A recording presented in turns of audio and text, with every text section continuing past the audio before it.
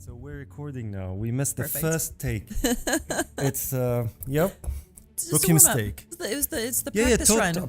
Totally. I meant it. Yeah. It's just to give you the comfort of the first time, so the second time would always be better. I like it. I like having a little bit of a practice run. I seem to work better in these environments anyway. So good. It's good. Exactly. So we'll start over. So thank you very much. Thank you for being here. Thanks so That's much the for second having time me. we're here.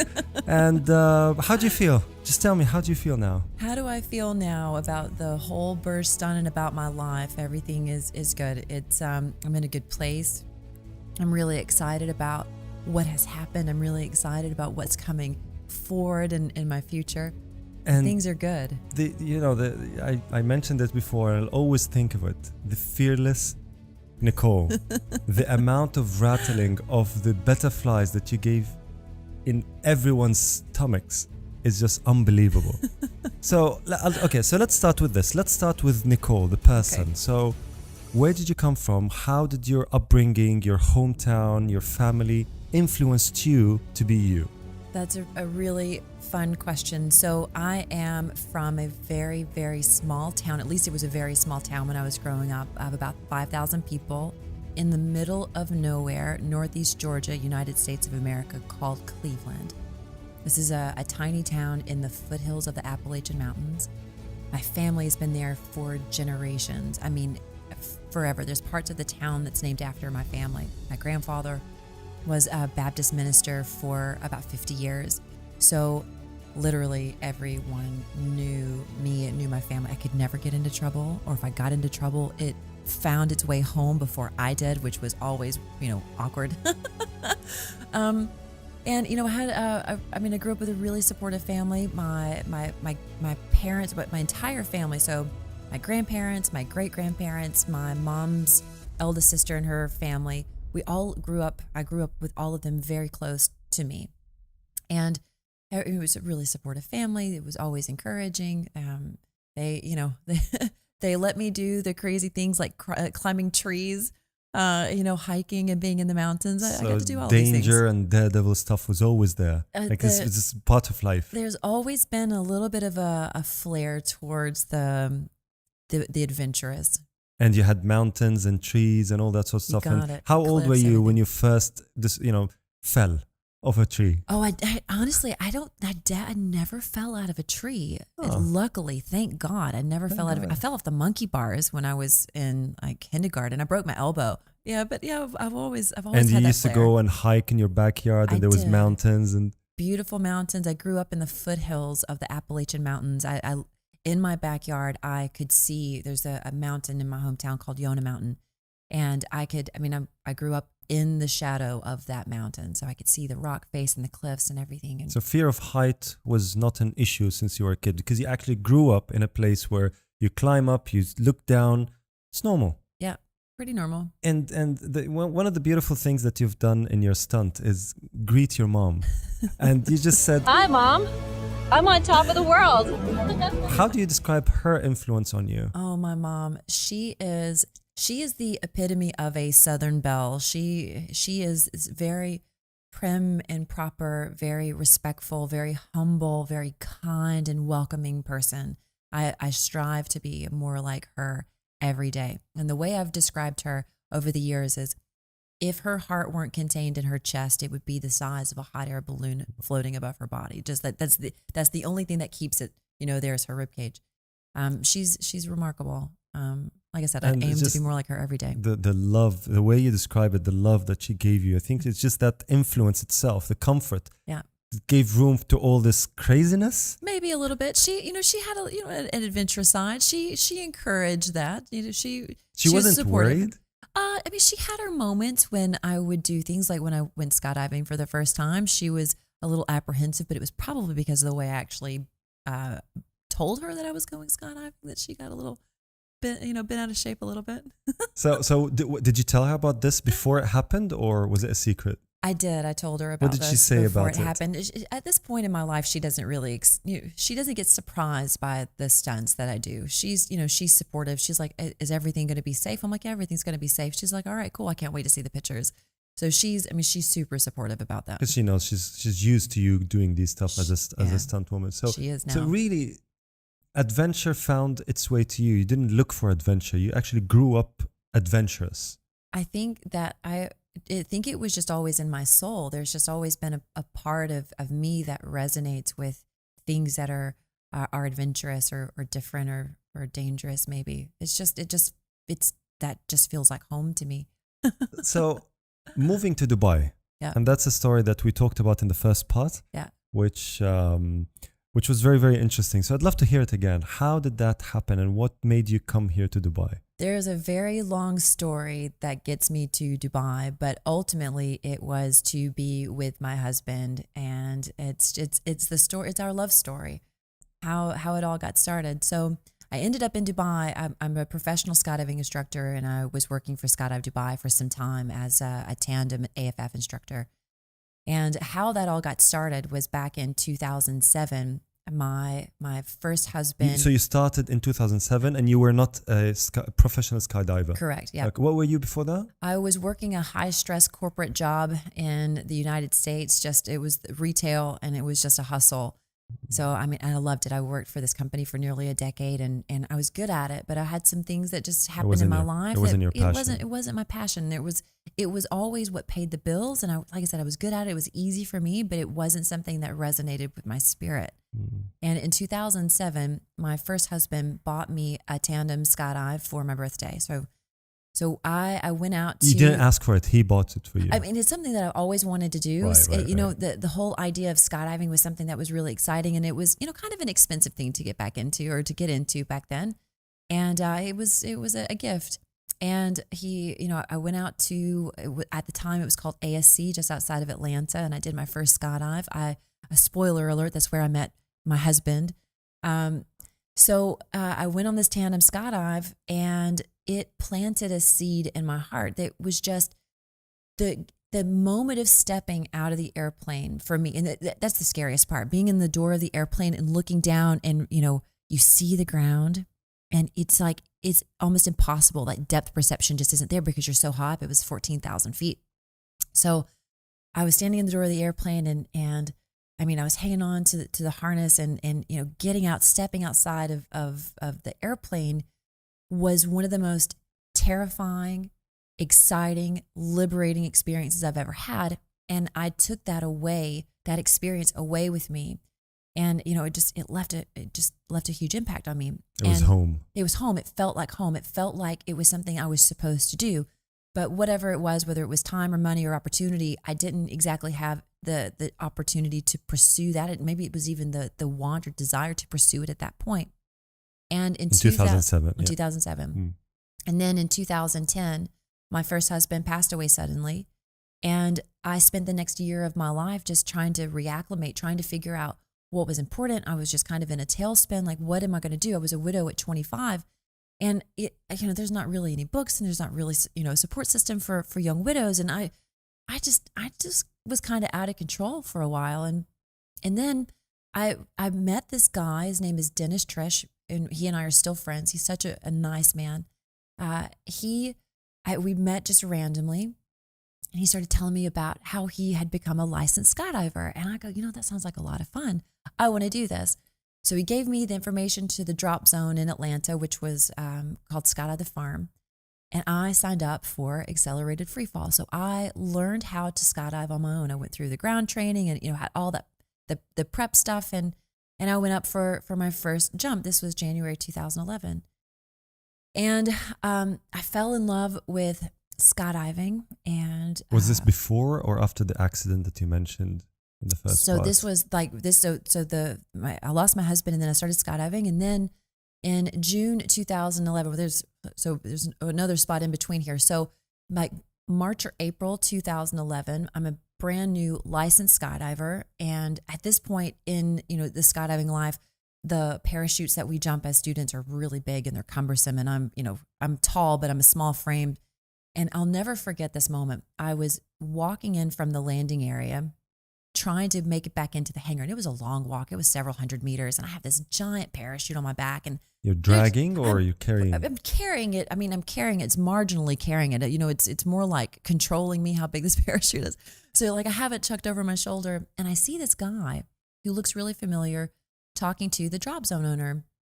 And like I'm trying to piece it together because there's just something so familiar about this guy. So I walk up to him and I go, "Hi, is your name Junior?" And he looked at me really odd, like, who is this chick coming up to me, like asking who I am? How does she know me? And he's like, "Yeah, that's my name." I'm like, "Oh man, you took me on my first skydive back, a few years ago. And now here I am. I'm learning how to skydive on my own. And, thanks for the impact that you've had on my life." And we stayed in touch over the years. And then in 2000, this is June 2011, I was in a near fatal car accident. So my first husband passed away the beginning of 2010. I started skydiving, and then June 2011, I started dating my instructor, my AFF instructor, Jeremy. And we were in a tragic car accident. He was killed in a car accident. Someone ran a red light, T-boned the car that we were in, and he was killed almost instantly. Sorry to hear that. Yeah. Thank you. And I was broken from neck to waist. I had a broken neck, a broken back, 2 broken ribs, a broken tailbone. My pelvis was broken in 4 places. I had 2 brain injuries. And, the doctors basically prepared my family for the worst. They didn't really have much hope for me on being able to walk again, or if I could walk again, not with, without some type of assistance, or if the brain injuries I had, maybe I wouldn't be able to converse or have, normal conversations again. So, there was this whole fighting through all of this and learning how to walk again and just getting reacclimated to my life again. And then fast forward to 2015, you got to love social media. God, I can thank Mark Zuckerberg for this beautiful, this like, platform. Yeah, this serendipitous moment where I was in Chicago for an event, and my girlfriend had just picked me up from the airport, and I'm headed to the drop zone at Skydive Chicago. And I pull up Facebook and I look, and Junior had checked in to Skydive Chicago. He was doing the world record, and I was super excited about it. So I sent him a message. I'm like, "Man, I'm going to be there in 30 minutes. I'd love to see you. It's been a long time since I've seen you." It's been years, because at this point he'd already moved to Dubai. And we connected, and in that moment it was just like, I don't know, the universe just connected. He was in Dubai. He was in Dubai already. And he was in the States to do that. And he was in the United States at Skydive Chicago to do it was a world record, 108-way world record. And he was just there. And like I said, I was there for a different event. And it was just, our worlds collided. And like all the stars just lined up, maybe Cassiopeia, that's my, one of my favorite constellations. It was just all, it was just all aligned, and we connected. And so I ended up, of course, we hit it off. Our love story is my favorite love story. We hit it off, and shortly thereafter, in 2016, I moved to Dubai to be with him. We got married, and that's very beautiful. And the way it just happened after the accident was just, you deserved it. I think and how did that impact your mindset? How did the car accident impact my mindset? The whole experience, yeah. So I had it changed the entire trajectory of my life and what I thought was important, because I came head on, face to face with my own mortality in my mid-20s, and these ideas and ambitions that I had of being able to retire early and to be able to travel the world once I retired. It nearly came to a screeching halt for me. I almost, had I died in that car accident, I had a whole bunch of stuff that I didn't get to do, that I was just, putting off until I retired. If I, made it to retirement, if I had the health and the time to be able to do it.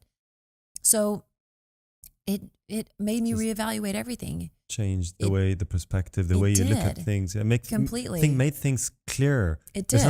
Because the world, the culture, the kind of everything that we live in now tells us everyday nags that you have to work, make money, save. Exactly. It's okay. Retirement, everything. So everything is about retirement.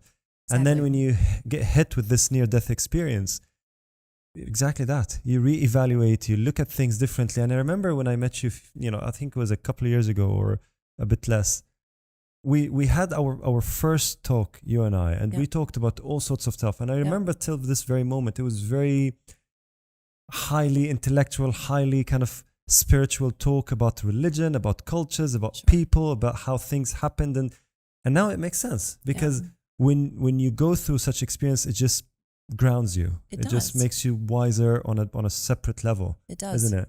It does. And, and that's kind of the takeaway is we're not guaranteed a moment on this planet. And that is something that I promised myself. So as I was learning how to walk again, and I'll never forget this moment. It's just still so crisp in my mind.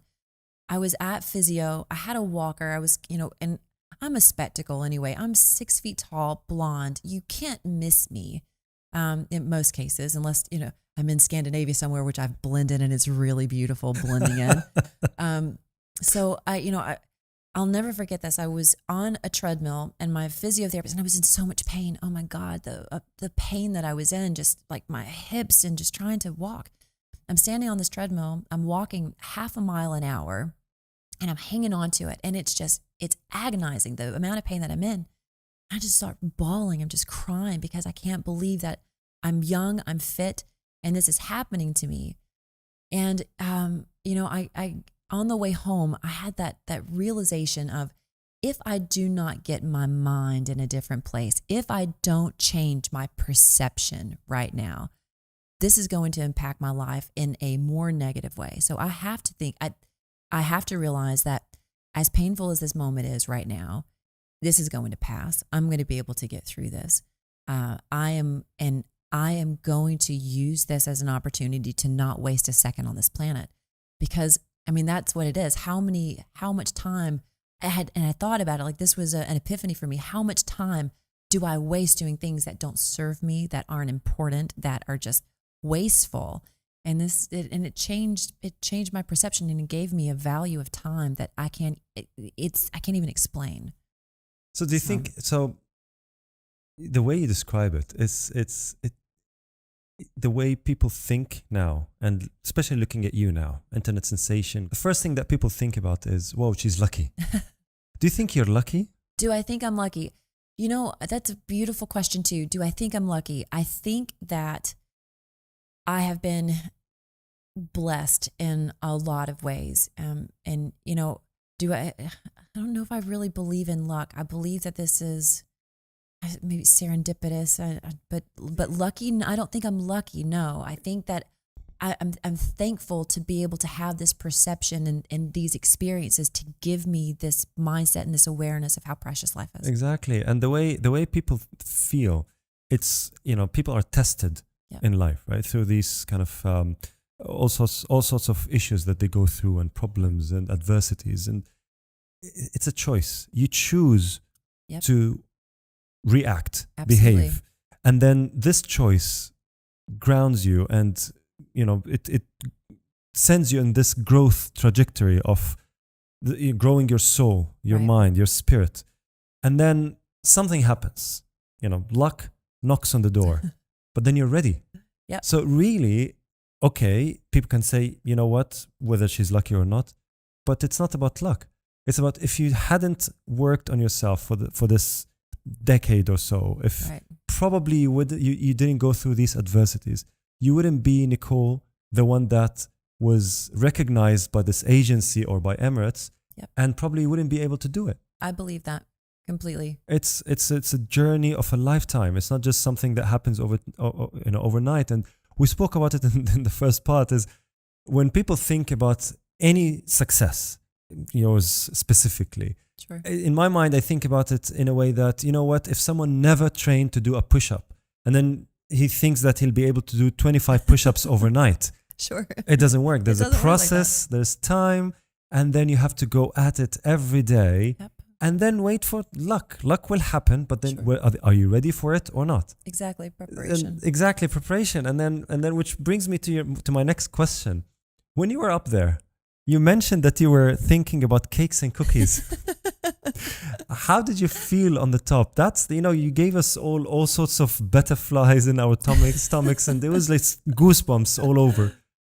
What did you feel? That man. So this is a 2-stage question for me. So standing at the top was a huge accomplishment because it was the climb to get up there. It was 200 meters inside this really narrow space inside the spire to get to the top, and being able to keep my mind focused on the task at hand of climbing the ladder rungs to get to the top. It was, it was grit and it was perseverance to get to the top. A lot of, I needed endurance and strength to be able to get up there. So physical and mental. So standing at the top at that moment, so like coming out of the spire and standing on top of the pinnacle and looking at that was just a huge accomplishment. But then and I kind of had that the anxiety reaction, right? My breathing increased, my heart rate accelerated, my hands got a little sweaty. And then I had these really weird thoughts of like, what am I doing up here? I didn't really have any coffee. You reckon Talibat's going to deliver? Can I get a coffee? Do they have a drone that can, drop me a Starbucks up here? Talibat, you should probably maybe do that. That'd be great. That's a great idea. So I had all of that going through my mind, and then it was the excitement and it was just so much excitement. And then it was the realization that I'm not finished yet. Like I'm 828 meters. There's still 2 more meters to go to get on top of this platform. So being able to get my mind in the right space of, all right, this is, the practice that we've had on the ground in the controlled environment. And now it's game on. This is it. This is the real time climbing the platform. So getting, from that, getting my mind in that space and then climbing up onto the ladder again, the last 2 meters, like that is the tip of the iceberg, right? So as I'm climbing, I'm thankful that I had the familiarity of the platform and where I was going to put my hands and how I was going to do that. So as because you practiced on the ground for long, in a controlled environment, which was so important, that being familiar with the platform that way was really important. Which barely fits a person. You got it. Goodness me. And it wasn't something that was just felt natural. It was awkward trying to climb up this. So as I'm getting my feet in the right spot, and as I'm getting my hands onto the right spaces, and there's like a pole here, which is what I was actually like attached to, tethered to. I get up and I get my knees on, I get my hand on the back of this pole, and I find my balance, and then I pull myself up, and I look, and at that point, like the riggers that were there are behind me, and below me, and I can't really see them. I'm standing on the platform, and it is the most surreal experience I have ever had, because it is just me on this tiny platform and all of Dubai, 360 degrees of nothing but me. I'm the highest person on the planet on a man-made structure. And that moment, there's no one on a man-made structure higher than me. And I'm the first woman to be there.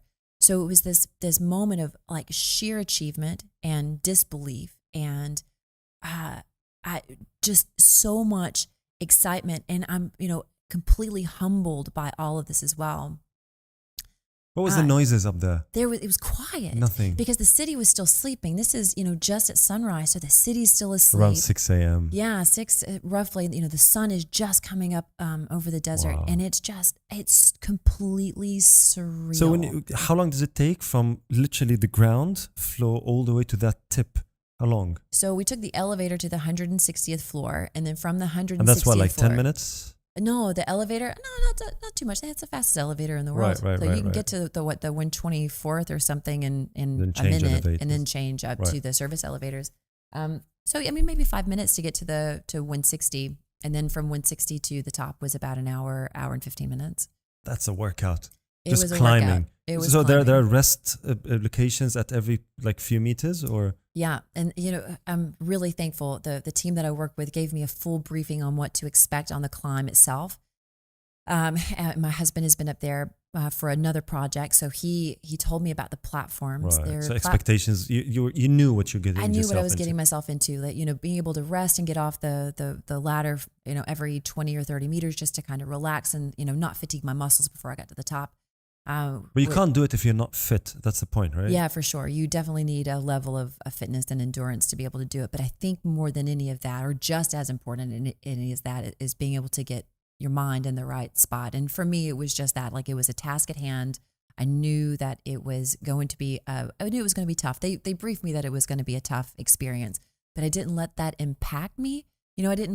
I accepted what they had said from their perception, but I wasn't going to let that perception influence what my experience was going to be. So for me, it was a task at hand. It was climbing one rung at a time, getting one hand over another, and just continuing, just one rung at a time until I got to the top. Just persevere and go through it, and just trust the process and the experts, and things will be okay. You got it. And so you're an internet sensation. You went viral overnight. And I know there's the glamorous side of it. There's the fame, the calls, probably the contracts. But there's also the other side of it. There is the other side. Tell us a little bit about that. The other side, so I think Emirates hit the holy grail of advertising with this marketing stunt. Because you watch this and you feel something. They capture you, whether it is complete shock or disbelief or fear. People, have those anxiety-inducing, moments where their hands start to sweat, or they get dizzy, or they get sick at their stomach looking at it, because, people are faced with their own mortality when they see that. So it's been controversial in like the best way. I love seeing, the people debating whether this is real, even though the behind the scenes. Yeah, I know. Like the behind the scenes, they're like, no, it's all CGI. It's not. A green screen. It's all green screen. And, so I love that.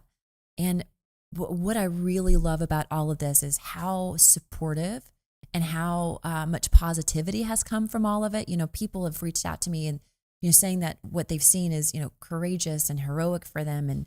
And they, I don't know, it's been exciting for them. And I love that. I love that people are finding inspiration from this stunt. And it's humbling. I guess that's about the best way to put it, is it's been one of the most humbling experiences of my life.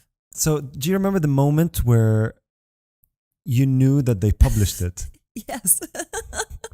So this is a crazy story. I had no idea what day it was going to drop. The initial expectation was that it would be released whenever the UK put Dubai on the green list. Okay, so that was the agreement. That was the original idea, and it just kind of drug out. And so I got to a point where I had no idea how it was going to be used or when it was going to be released. And I had gone back home to be with my family for the first time since before COVID. So this was, 18 months since I'd been home. So I was back home in my hometown. I was taking a yoga class with my favorite yoga instructor. Her name is Nancy Nestor. She's honestly one of the best yoga instructors I've ever learned from. And I'm in her class and I have my phone on vibrate. And about 30 minutes into it, my phone or someone's phone is going haywire, and like it's kind of disruptive because it's yoga and it's peaceful, and you never want to be that one person in a yoga class. I never want to be that person. People look at you and it's like, yeah, and especially in yoga. I know, especially in yoga, it's so rude. But my phone, like it was my phone. I didn't know it was my phone. Someone's phone was causing a disruption. I might have been judging whoever that person was just a little bit. Like, what are you doing?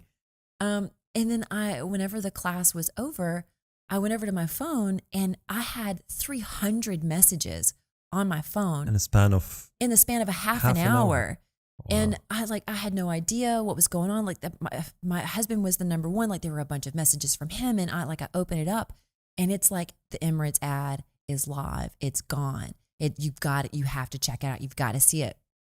And have you seen it before? I hadn't seen it before. No, Oh. No, I had only seen like a clip that they had showed me. The production team had shown me just a quick little clip whenever we were. Oh, you didn't see the edited one, so you saw it with us. I saw it with you guys. Half the world got to see it before I did. I think. So yeah, and I had gotten so many messages from my friends. They were like, "You didn't really do this. We know you're crazy, but come on, this isn't real. This is CGI. Is this you? You had a lot of makeup on. Like, what's that? Like, so all these messages, and then it was, people being really supportive, and It was bizarre. What's the funniest message you've got? I've gotten probably 4 dozen marriage proposals, and I go, and they come across my Instagram page where my husband is everywhere. Like, he's the love of my life. No, I'm not going to marry you. The funniest one that I got was, will you Marty me?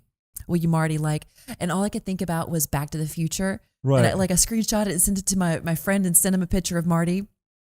And that is his name, right? Is Marty the Back to the Future guy? I can't remember now. Anyway, so that I mean, have people professing their undying love for me, and these things, which it's been funny.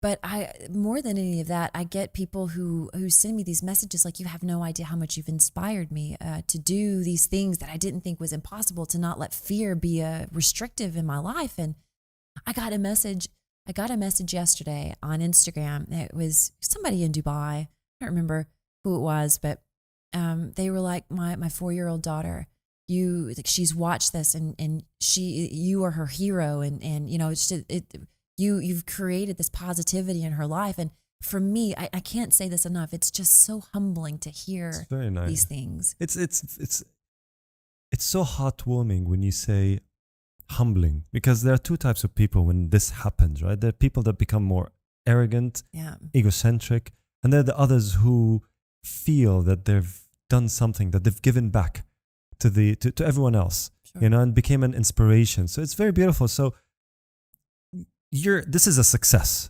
at all measures, at all levels, right? With any kind of, anyone who looks at it knows that it's a success. Right. And people think of it as an overnight success. I know it's not.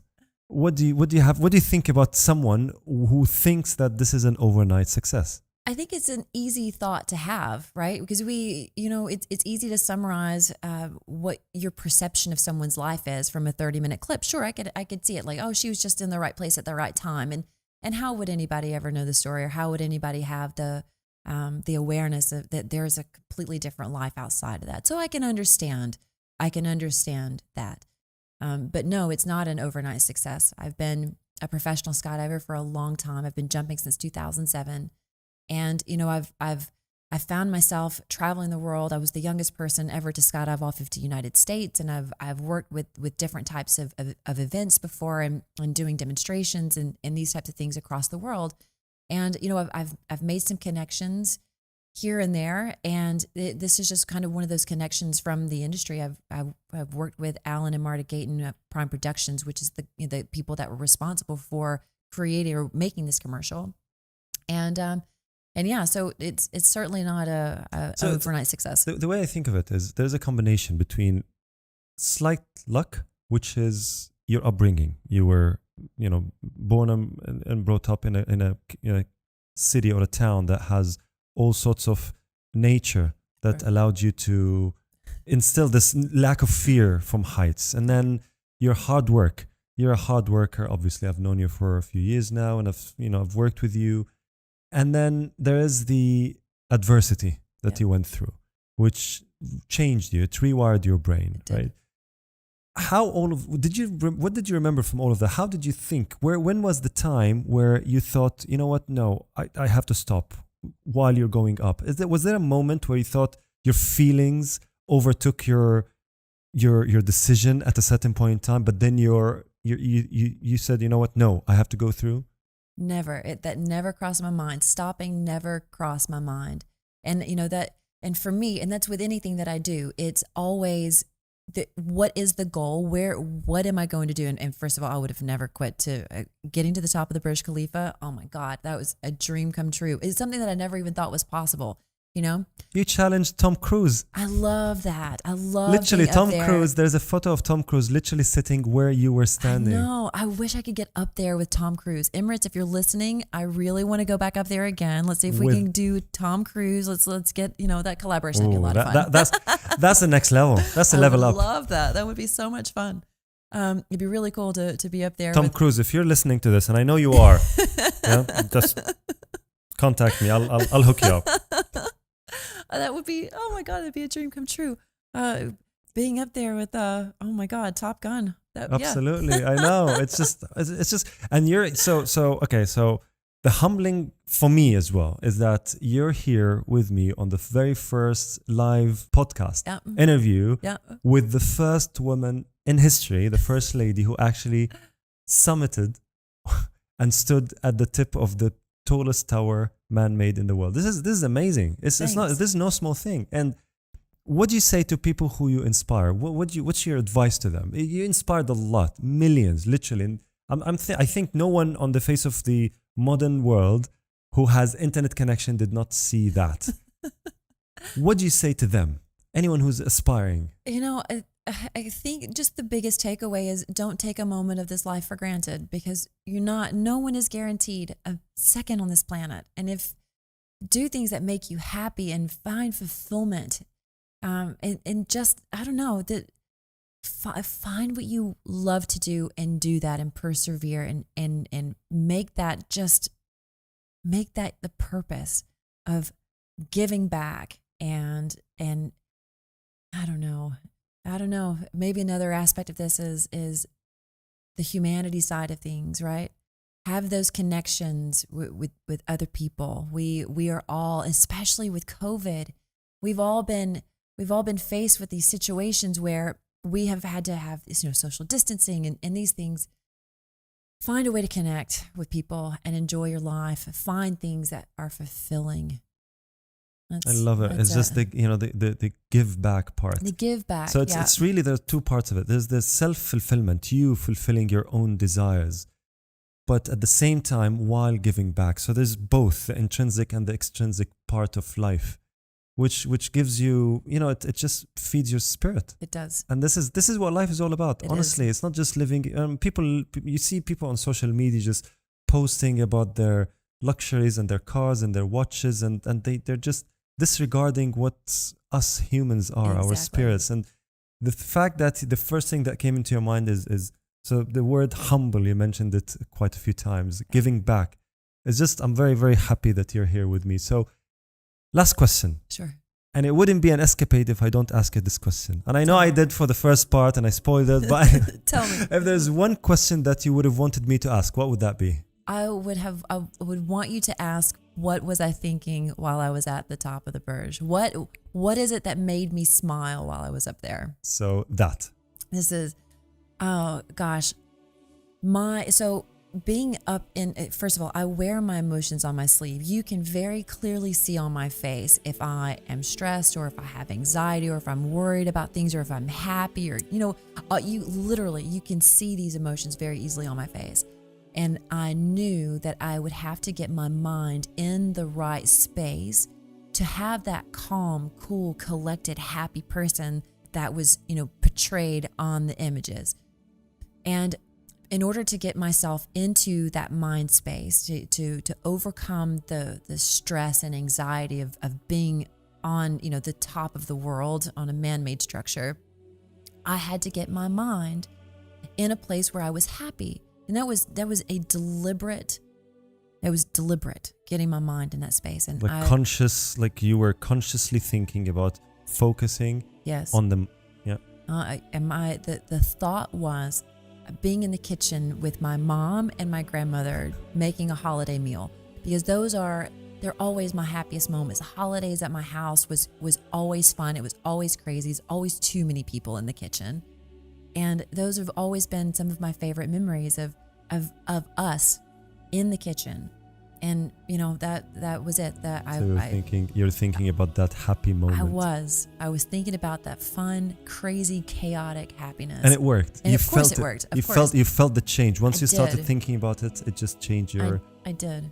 Wow. Having that connection. My grandmother is still alive. And matter of fact, I was just home recently and got to spend, we spent, so I have so many videos on my phone. I turned into a millennial. Don't judge me. Sorry, millennials. So no offense. I know you guys are very sensitive. So I was recording, we're in the kitchen and I, was recording these things so I could actually have these tangible memories. Whenever the time comes, I want to be able to actually have that and look back at that. But that's what I was thinking about while I was up there, was being with them, having their energy and having their spirit with me. Beautiful. Yeah. Nicole, the fearless Nicole. Thank you very much for accepting. Thank you.